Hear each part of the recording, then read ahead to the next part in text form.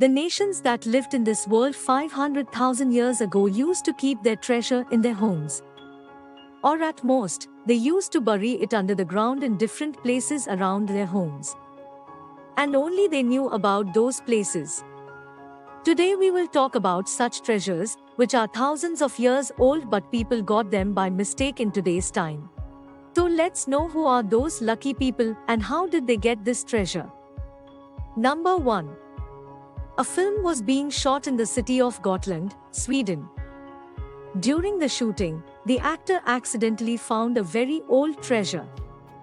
This treasure contained 150 pounds of silver, 50 pounds of brass, and countless pieces of jewelry. Most of the treasures were in the form of coins. This treasure was hidden under a hut floor. When the investigation was done, it was found that this treasure is from the 9th century. That means this treasure is about 1,200 years old. And at that time, it was the time of Vikings. And this was such a big treasure of the time of Vikings that the people of Gotland used to pay a 5-year tax to the Swedish king. From the place where this treasure was recovered, the owner of that land was given to $40,000, but it is believed that the real value of this treasure is many times more than that.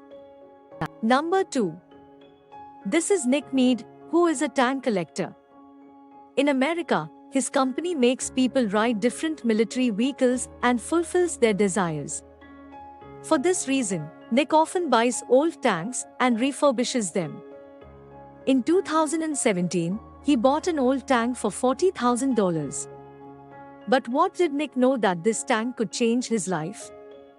Nick started refurbishing it with his mechanic.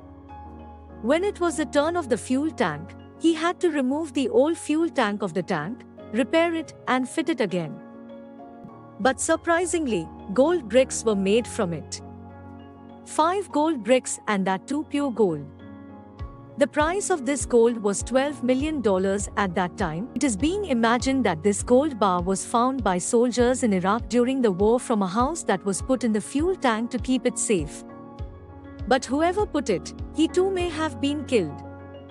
For this reason, this secret remains safe in this fuel tank. Number 3. A hammer of the landowner in East England was lost somewhere in the fields. He told his friend Eric Laws to help him find the hammer from his land. Eric Laws had a metal detector, so he should have gotten the help of that metal detector. He had no idea that today the search for this hammer would change his life. At one place, the metal detector gave a very heavy signal.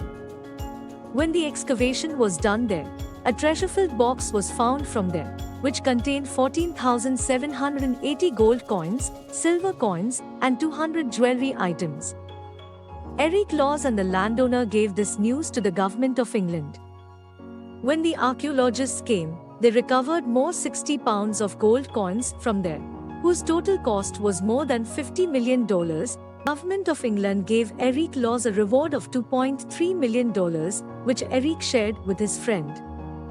Number 4. A scuba diver found a gold chain in the Florida Sea, which cost $700. But because of this chain, he started looking for a big treasure. At the bottom of the sea, his metal detector gave a strong signal. When he removed the soil from that place, he was surprised.